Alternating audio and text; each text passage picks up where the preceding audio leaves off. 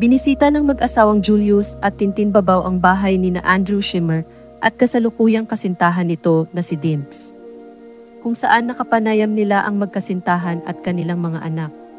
Sa videong ibinahagi ni Andrew sa kanyang social media account, mapapanood na ini-interview ang anak ng kasintahan niyang si Dimps at natanong sa kanya kung ano ang kanyang nararamdaman sa nalalapit na pagpapakasal ng kanyang mommy at ni Andrew. Ayon sa kanya ay masaya siyang makita na maligaya ang kanyang mommy sa piling ng kanyang tito Andrew. Noon raw ay palagi niyang nakikitang malungkot ang kanyang ina, kaya hiling niya na sana raw ay maging masaya ang kanyang mommy at tito Andrew. Natanong rin si Andrea Schimmer, anak na panganay ni Andrew, sa kanyang naramdaman sa pagkakaroon ng bagong karelasyon ng kanyang daddy. Aniya ay noong una ay alangan siya sa bagong relasyon ng kanyang ama.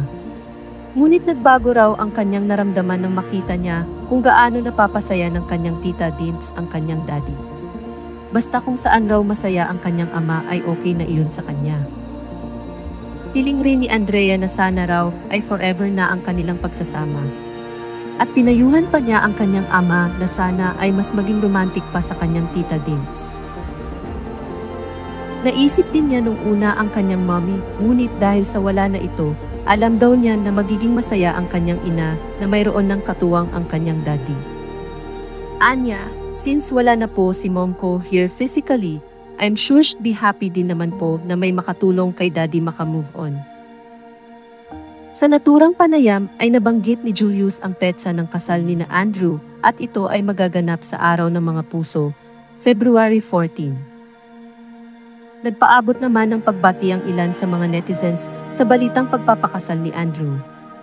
Anila, they deserve to be happy, especially Andrew. Sa tagal niya nag-alaga at nagsakripisyo sa asawa niya, panahon naman para maging happy siya. We all deserve to be happy with the right one. Maikli lang ang buhay, piliin natin maging masaya. Best wishes and congrats na agad. Deserve niya, ang mahalaga hindi niya iniwan asawa niya nung nagkasakit. Andun lang siya. For sure ito ang gusto din ni God para ma-completely healed na talaga siya. Good luck po and congratulations. Maiksi lang ang buhay, gawin mo kung ano yung makapagpapasaya sa'yo. Huwag mo ikulong ang sarili mo sa kalungkutan. Di talaga basehan yung tagalang relasyon.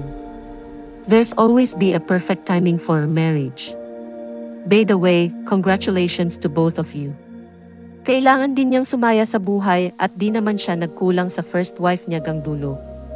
Life is short. Deserve mo maging happy. Congratulations!